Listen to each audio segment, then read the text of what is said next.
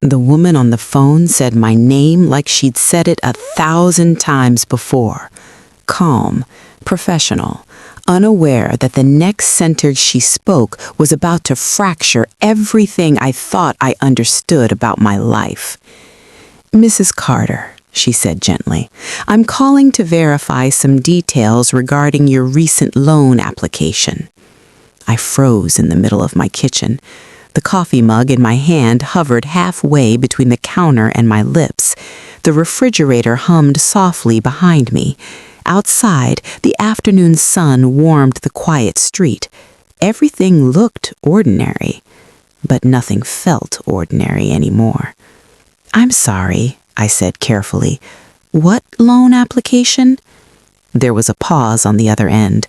Not long, just long enough for confusion to register in her voice when she spoke again. "The personal loan submitted 3 days ago," she explained. "We just need to confirm your employment information and authorization before proceeding." My heart began to pound. 3 days ago, I had been at work. 3 days ago, I had come home, made dinner, watched television beside my husband while he laughed at something on his phone. 3 days ago, I had lived inside a reality I thought was stable. "I didn't apply for any loan," I said quietly. Silence filled the space between us. Professional silence. Measured. Careful. "I understand," she said finally. "Can you confirm whether anyone else may have had access to your personal information?"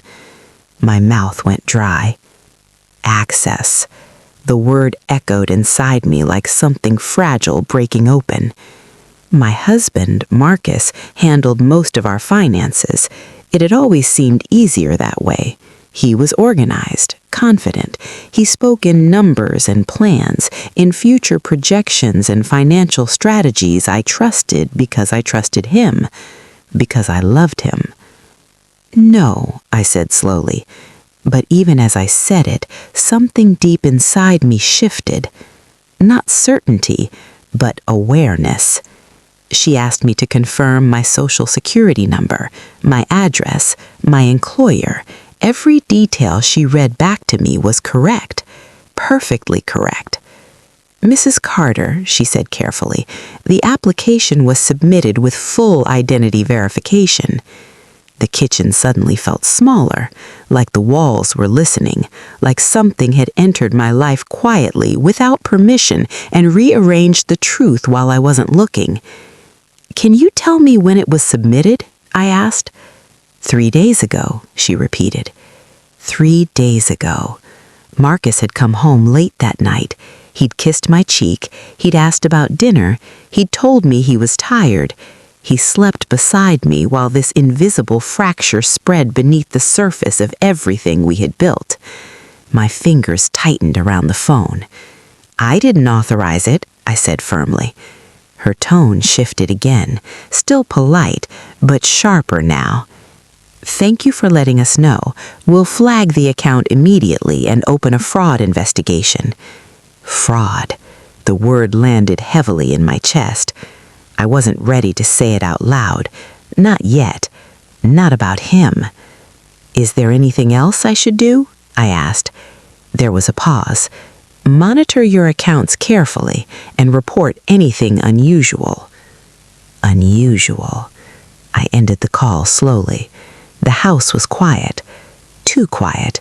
I stood there for a long time, staring at nothing, my reflection faint in the dark microwave door. For years I had trusted him completely, trusted his decisions, trusted his explanations, trusted his silence. My phone felt heavier in my hand now, because something had just entered my life, not loudly, not violently, but permanently. And as I stood there in the quiet kitchen, I realized something that made my hands begin to shake. This wasn't just a mistake. This was the beginning of a truth I had never thought to look for, and I wasn't sure yet how deep it went. I didn't confront him when he came home that night.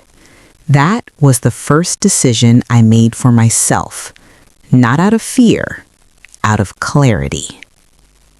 The front door opened at 6:42 p.m., right on schedule. His footsteps moved across the hardwood floor, familiar and steady.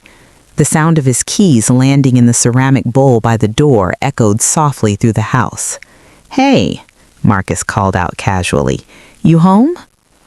I was standing at the kitchen sink, staring out the window like I had been for the last 20 minutes. "Yeah," I answered, forcing my voice to stay even. He walked in behind me and kissed the side of my head, the gesture automatic. His hand rested briefly on my shoulder, warm and familiar.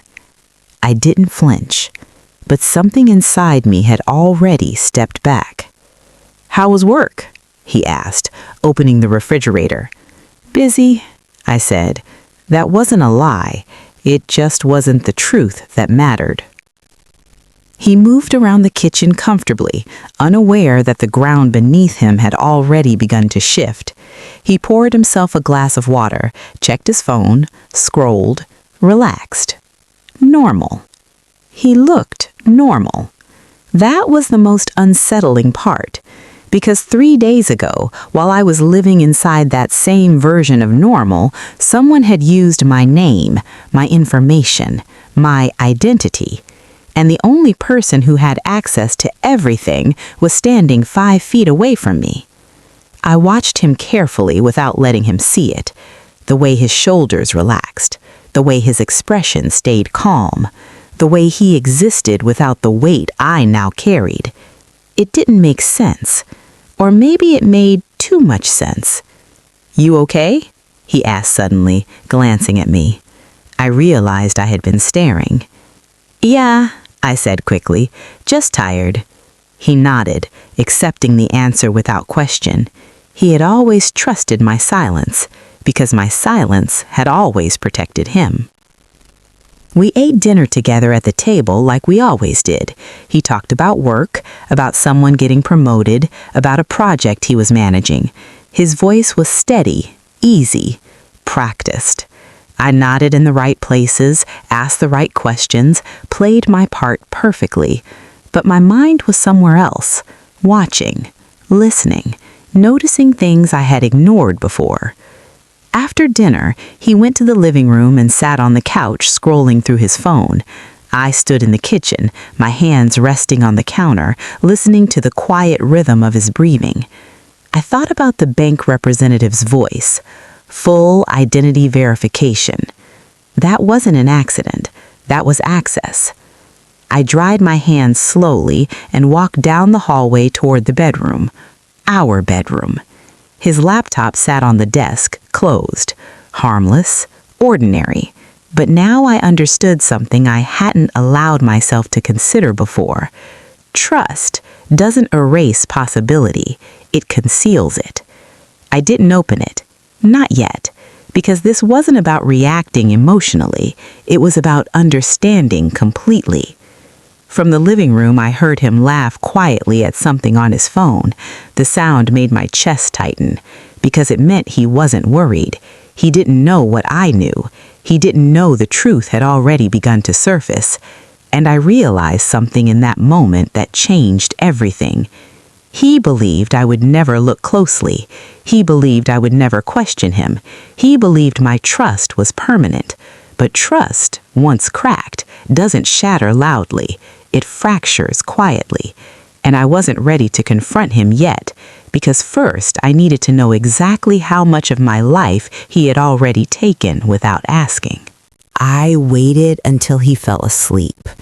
Marcus had always been a deep sleeper. Once his breathing settled into that slow, steady rhythm, he didn't move much, didn't wake easily, didn't notice the quiet shifts happening around him. That night, I lay beside him in the dark, staring at the ceiling, counting his breaths, waiting. My heart felt like it didn't belong to me anymore. It beat too fast, too loud, like it was trying to escape the reality forming around it. Fraud. The words still didn't feel real. Not attached to him, not attached to us. Around midnight, I slid out of bed slowly, careful not to disturb the mattress.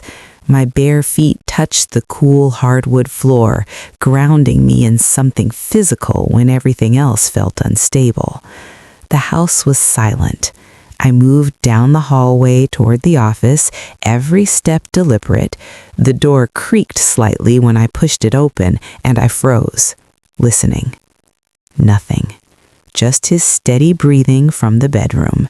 His laptop sat exactly where I'd seen it earlier, closed, waiting. I stood there for a long moment, staring at it. This was the line, the moment where suspicion became action. My hands trembled as I sat down in his chair. I told myself I wasn't doing anything wrong. I was protecting myself. Still, the weight of it pressed against my chest. I lifted the laptop slowly and opened it. The screen flickered to life. Password protected. Of course it was. For a moment, panic tightened around my lungs. I hadn't thought this far ahead. I hadn't planned for resistance. But then I remembered. Marcus used the same passwords for everything. Birthdays, anniversaries, numbers tied to memories he thought were meaningful. Memories tied to me. My fingers hovered over the keyboard. I typed my birthday. Wrong. My stomach dropped. I tried our anniversary. Wrong. A cold realization crept into my chest. Maybe I wasn't the center of his system anymore. Maybe I never had been. I stared at the screen, my reflection faint against the glow. Think. Marcus valued control, precision, order. He valued himself. I typed his birthday. The screen unlocked. My breath caught in my throat. The desktop appeared, ordinary and harmless at first glance. Files, folders, documents arranged neatly like the digital version of the life we shared. But now I knew appearances didn't mean truth. I clicked slowly, opening folders one by one. Budgets, tax returns, bank statements.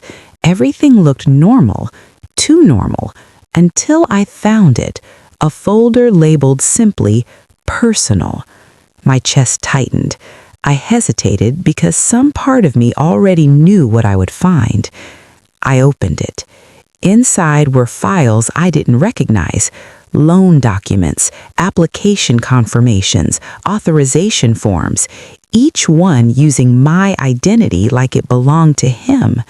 My vision blurred, not from tears, from clarity. This wasn't a mistake. This wasn't recent. This was a pattern, a system, a quiet theft built slowly over time, and he slept beside me every night while he built it. I closed the laptop carefully, my fingers numb.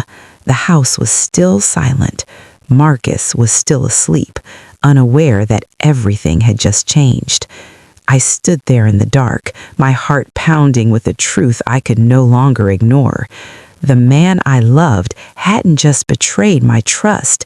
He had stolen pieces of my life while I was standing right beside him. And he still believed I would never find out. I didn't cry. That was the first thing I noticed. Standing there in the dark office, the laptop still glowing faintly in front of me, I expected something to break open inside me. Grief, rage, panic. Something loud enough to match the size of what I had just discovered. But instead, there was only stillness. A cold, steady kind of awareness.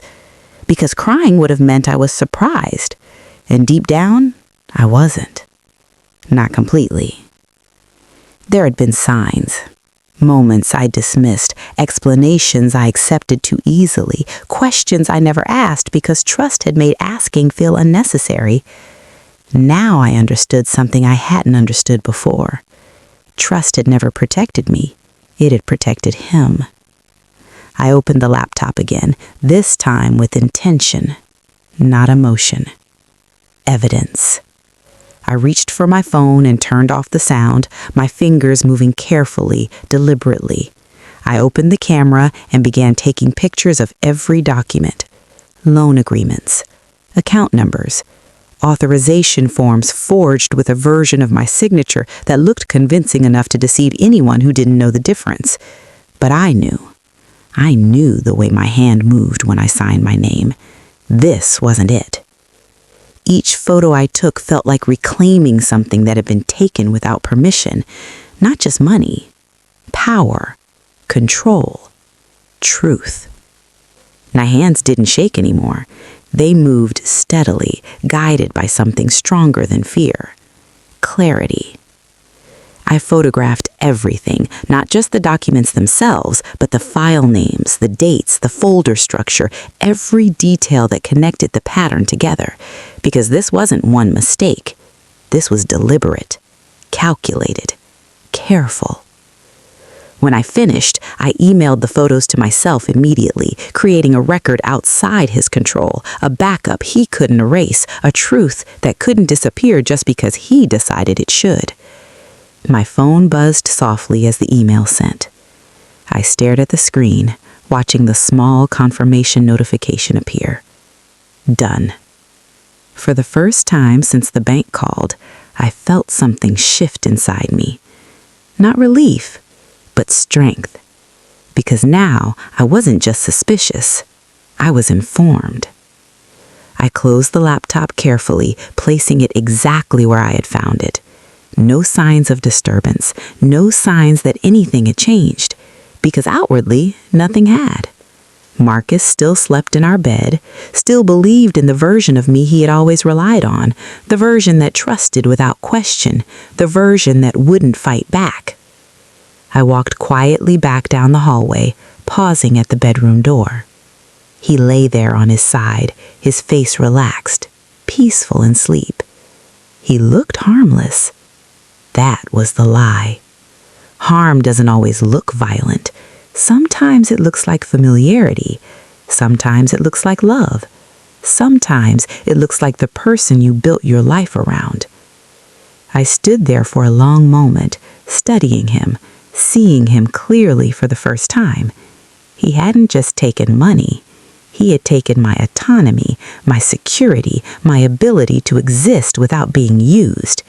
And he believed I would never know. He believed he was safe. I slipped back into bed beside him, careful not to wake him. My body stayed still, my breathing even, my silence intact. But inside me, everything had changed. Because now I wasn't waiting for answers. I already had them. What I needed next was a plan. The hardest part wasn't knowing, it was pretending I didn't. The next morning, Marcus kissed me goodbye like he always did. He stood in the doorway adjusting his watch, his tie hanging neatly against his shirt, his expression calm and predictable. "I'll be home late," he said casually. "Big meeting." I nodded, forcing a small smile. "Okay." He stepped forward and kissed my forehead, his hand resting briefly on my shoulder. The gesture was familiar, practiced, comfortable. I didn't pull away, but I didn't lean into it either. He grabbed his keys and walked out the door, closing it behind him with the same quiet finality he always had. The sound echoed through the house. For a long time, I stood there listening to his car pull away, waiting until the silence returned completely. Only then did I let my face change. Only then did I let the truth exist openly inside me. Because now I understood something that had taken years to see. He hadn't just stolen from me. He had relied on my trust as cover. I walked slowly to the kitchen table and opened my laptop, my hands steady in a way they hadn't been days ago. Fear had transformed into focus, emotion into strategy. The bank had said investigators would follow up, but I wasn't going to wait passively. I opened my email and reviewed the photos I had sent myself. Each document was clear, undeniable. My name, my information, his actions. This wasn't suspicion anymore. This was proof. I picked up my phone and called the bank back. The same calm voice answered. "Fraud department," she said. My heart beat steadily now, no longer racing. "I need to report identity theft," I said. The words felt foreign in my mouth, heavy, final. She asked questions, detailed ones. When did I first notice? Did I recognize the transactions? Did anyone have access to my personal information? I answered carefully, truthfully, but without naming him directly. Not yet, because this wasn't about emotion, it was about evidence. They explained the next steps. Investigators would review the documents, accounts would be flagged, activity monitored. The system would begin to uncover what he believed was hidden. When I hung up, the house felt different, not broken, awakened. I walked into the bedroom and opened the closet, staring at the life we had built together. Clothes hung neatly, shoes aligned carefully, everything in its place, except the truth. The truth had lived in shadows, until now. I didn't confront him when he came home that night. I cooked dinner. We sat across from each other at the table. He talked about his meeting. I listened, observed, noticed things I had missed before. The way he avoided certain topics, the way his confidence relied on my silence. He believed he was still in control. He believed I was still unaware. He believed nothing had changed. But everything had changed, because I wasn't reacting anymore. I was documenting, preparing, waiting. And as I watched him sit there, comfortable inside a lie he thought would protect him forever, I realized something with absolute certainty. He had built his security on the assumption that I would never look closely. And now that I had, it was only a matter of time before everything he built began to collapse. The investigator called 2 days later. His voice was calm, measured in a way that immediately told me he had seen situations like this before. Situations where truth existed quietly beneath the surface, waiting for someone to acknowledge it. "Mrs. Carter," he said, "we've reviewed the initial documents. We'd like to ask you a few additional questions." I sat at the kitchen table, my phone pressed gently against my ear, the sunlight falling across my hands. "Yes," I said. He asked about timelines, access, passwords, devices. Each question peeled back another layer of the life I thought I understood.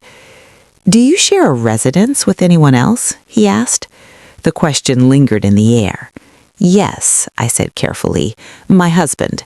There was a pause, not accusatory, just attentive. "And does he have access to your personal information?" he asked. I stared at the wall in front of me. Photos of us hung there. Vacations, anniversaries, moments frozen in time that suddenly felt like evidence of something else. "Yes," I said quietly. He didn't respond immediately. He didn't need to, because access explains everything. "We've identified multiple loan applications connected to your identity," he continued, "some dating back over 18 months. 18 months. My stomach tightened. That wasn't recent. That wasn't accidental. That was sustained. That was intentional. I closed my eyes, forcing myself to stay steady. "I understand," I said. "We'll continue gathering documentation," he said. "In the meantime, I recommend monitoring all financial accounts closely, and if you have access to any supporting evidence, preserve it." Preserve it. He didn't say confront him. He didn't say accuse him. He said preserve, because truth doesn't require emotion to exist. It requires proof. After the call ended, I sat there in silence, letting the weight of the timeline settle into my chest. 18 months. 18 months of deception. 18 months of him sleeping beside me, eating beside me, living beside me, while quietly building something designed to exploit me. I thought back to that time. What had I been doing? Working? Trusting? Loving him without question. I stood up slowly and walked into the bedroom. His laptop was still on the desk. Ordinary, unassuming, but now I saw it differently. Not as a tool, as a weapon. Not used violently, used quietly, used strategically, used against me. My phone buzzed softly, a notification from my bank. Suspicious activity detected, account temporarily restricted pending investigation. I stared at the message. This was it, the beginning of consequence, not caused by anger, not caused by confrontation, caused by truth.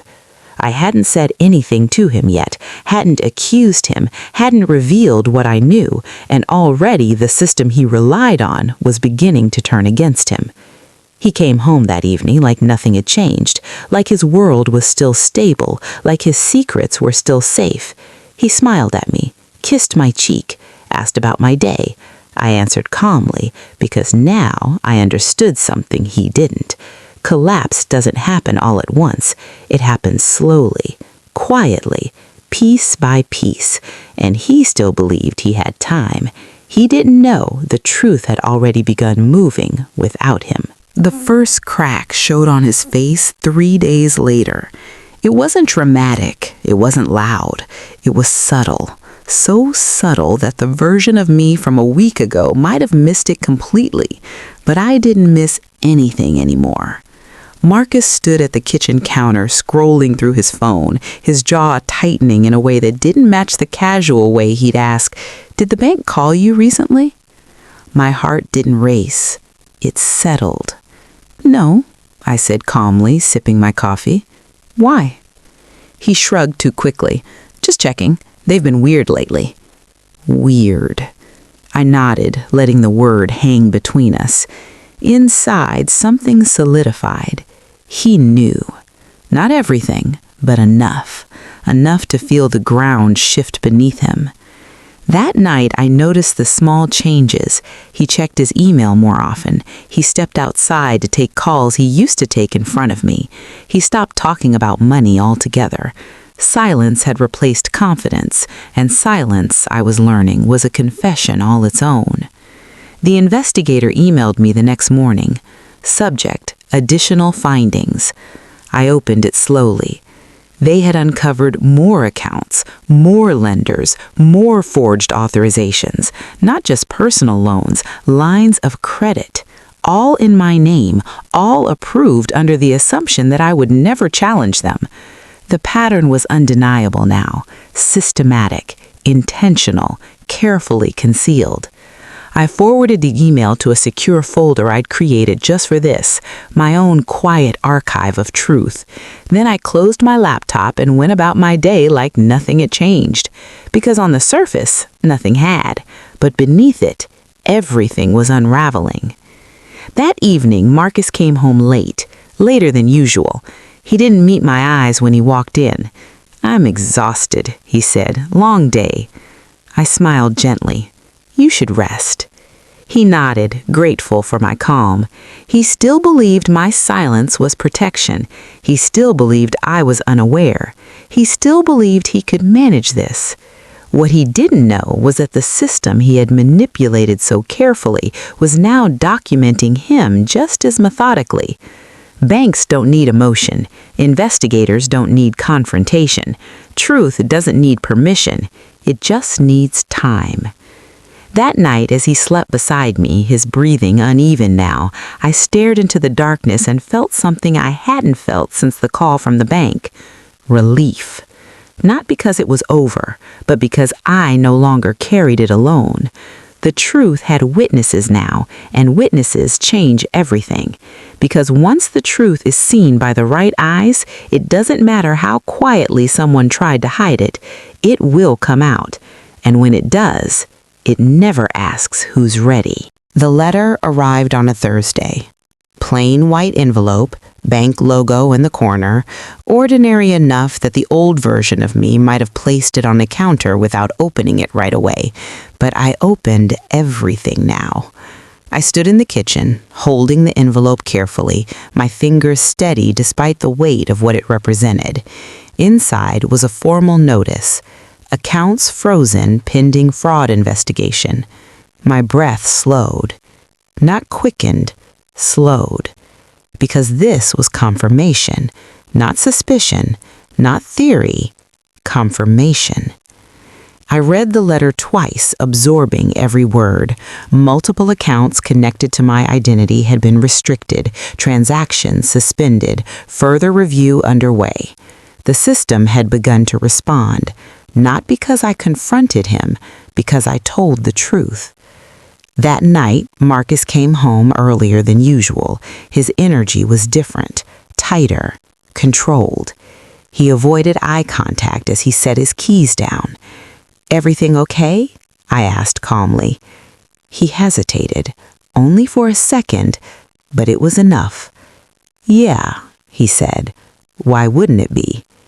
I watched him carefully, because now I knew what uncertainty looked like on him.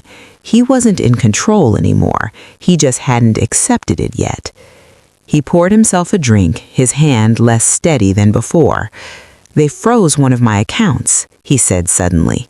My heart didn't react, but my awareness sharpened. "That's strange," I said gently. He nodded, staring at the floor.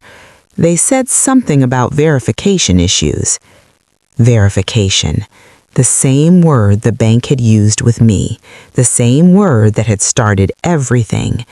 I didn't ask questions. I didn't accuse. I let him exist inside the consequences he had created, because this wasn't my responsibility anymore. It was his. For years, he had operated under one assumption, that I would never question him, that I would never look closely, that I would never act. Now the truth was moving without me. The investigators, the banks, the records, all aligning, all speaking, all confirming what he thought would remain invisible. He looked at me suddenly, searching, not for truth, for reassurance, for the silence he depended on.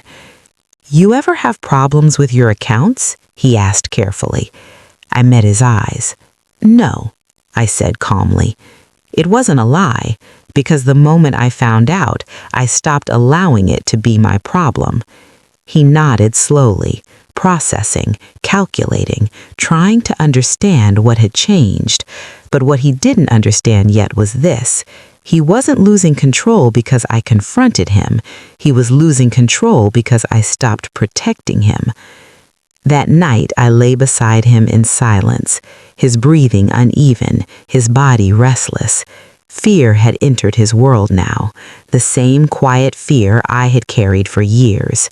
And for the first time since the call came, I understood something clearly. Justice doesn't arrive with noise. It arrives with documentation, with patience, with truth. And he still didn't know how much of it was coming. He started waking up earlier than usual. I noticed it immediately. Marcus had always slept deeply, comfortably, like someone whose life existed without threat. But now he moved differently, restlessly. His body no longer trusted the quiet the way it once had. At 5:12 a.m., I felt the mattress shift beside me. He sat up slowly, his back tense, his breathing uneven. The room was still dark, but I could see the outline of him sitting there, staring at something I couldn't see. Fear.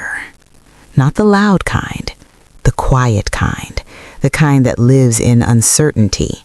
He didn't know how much I knew. He didn't know how much the investigators had uncovered. He didn't know where the truth would surface next. And that uncertainty was beginning to consume him. I kept my eyes closed, pretending to sleep, watching him without looking.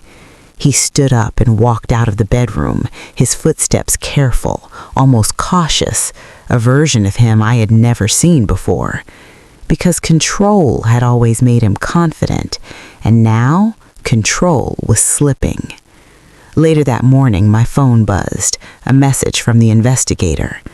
"We've confirmed multiple fraudulent authorizations. Law enforcement has been notified." I stared at the screen, reading the words again. Law enforcement. The truth had crossed a threshold now. This was no longer just financial. It was criminal. My hands didn't shake. My breathing stayed steady because the fear I once carried had already done its damage. Now there was only clarity. Marcus came into the kitchen minutes later. His face looked different. Not physically, but emotionally. There was tension in his eyes, calculation behind every movement. He poured himself coffee, but didn't drink it. He just held the mug. "You get any weird emails lately?" he asked casually. Casually. Like casual could still protect him. "No," I said calmly. He nodded, but his eyes searched my face longer than usual, looking for cracks, looking for weakness, looking for the version of me he believed still existed. But that version of me was gone, replaced by someone who saw clearly, someone who understood that silence was no longer submission, it was strategy. He set the mug down and walked out of the kitchen without finishing it. That was new. Marcus never left things unfinished, except now everything was unfinished because the system he built depended on invisibility, and invisibility had ended the moment I answered that call. I sat there in the quiet kitchen, sunlight spilling across the floor, my phone resting beside me. Law enforcement. Those words carried weight. Not because I wanted revenge, but because I wanted truth. Truth doesn't protect feelings. Truth protects reality. And reality was finally catching up to him. He still hadn't confronted me, still hadn't confessed, still hadn't acknowledged what he'd done, because confession requires acceptance, and acceptance requires surrender. He wasn't there yet, but he would be, because systems don't forget, records don't disappear, and truth, once uncovered, doesn't return to hiding. It waits, it builds, and eventually, it arrives. The knock came on a Monday morning. Not loud, not aggressive, just firm enough to demand attention. Marcus was already at work when I heard it. I stood in the living room, staring at the front door, my heart steady in a way that would have been impossible weeks ago. I knew who it was before I opened it. Two men stood on the porch, dark jackets, calm expressions, professional posture. One of them spoke first. "Mrs. Carter?" I nodded. "Yes." He showed his identification. "Financial Crimes Division." The words settled into the air between us. Not surprising, just inevitable. "May we speak with you?" I stepped aside, allowing them in. Not because I was afraid, because I had nothing to hide. They sat at the kitchen table, their presence quiet but undeniable. They didn't accuse me. They didn't question my integrity. They asked about timelines, about access, about patterns. I answered everything truthfully, carefully, clearly, because truth doesn't require embellishment. It only requires honesty. One of them placed a folder on the table. Inside were copies of the same documents I had found. Loan agreements, authorization forms, forgery disguised as consent. My name written in places my hand had never moved. "We believe your identity was used without your authorization," he said calmly. I nodded. "Yes." He studied me carefully. "You did the right thing reporting it." Those words stayed with me long after they left, because for years I had believed silence was loyalty. Now I understood silence had only protected harm. When they left, the house felt lighter. Not empty, released. Marcus didn't come home at his usual time that evening. He came later. Much later, his face pale, his movements slower. He didn't say hello, he didn't kiss my cheek. He just stood there in the doorway looking at me like he was seeing someone unfamiliar. "They came to my office today," he said quietly. I met his eyes. Calm, steady.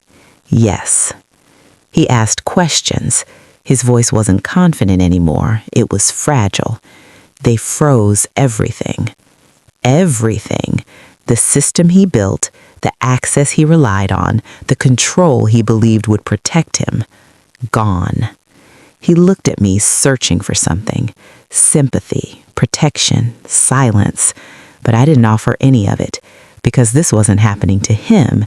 This was happening because of him. He opened his mouth like he wanted to explain, to justify, to reshape reality one last time, but no words came, because evidence doesn't argue, evidence concludes. And as he stood there in the quiet house, facing consequences he never believed would reach him, I realized something that made my chest feel lighter than it had in years. He hadn't lost control because I fought him. He lost control because I stopped protecting him. And now there was nothing left between him and the truth. He didn't sleep that night. I could feel it in the way his body stayed rigid beside me, in the way the silence between us stretched longer than anything we had ever shared. Marcus had always filled silence before, with explanations, with confidence, with control. Now he had nothing. Around 2:17 a.m., he sat up slowly, his back facing me. His shoulders looked smaller somehow, not physically but emotionally, like the weight of truth had begun to compress the version of himself he had spent years maintaining. "I didn't think you'd ever find out," he said quietly. His voice didn't carry arrogance, it carried exhaustion. I didn't respond immediately, because his confession wasn't for me, it was for himself. "I was going to fix it," he added, "before it became a problem." Before it became a problem, the words echoed in my chest. Not before it became wrong, before it became visible, because wrong had never been the line for him, visibility had. "You used my name," I said calmly, not accusing, not emotional, just factual. He didn't turn around. Yes. The simplicity of his answer carried more truth than any explanation he could have given. No excuses, no denial, just confirmation. For years, I had trusted him with my safety, my identity, my future, and he had treated it like a resource, something available, something expendable.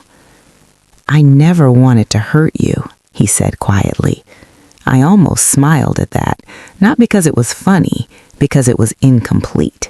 Harm doesn't require intention, it requires action, and his actions had spoken clearly. I sat up slowly, the darkness of the room no longer comforting or threatening, just neutral. "I trusted you," I said. My voice didn't break, because trust, once broken completely, doesn't shatter loudly. It dissolves quietly. He lowered his head. "I know." But knowing now didn't undo what he had done then. Knowing now didn't restore the years he had built his security on my vulnerability. Knowing now didn't change the truth. The truth had already moved beyond him. Investigators, banks, records, systems that didn't rely on emotion, systems that didn't forget. He turned to face me then, his eyes searching mine for something, forgiveness, permission, salvation.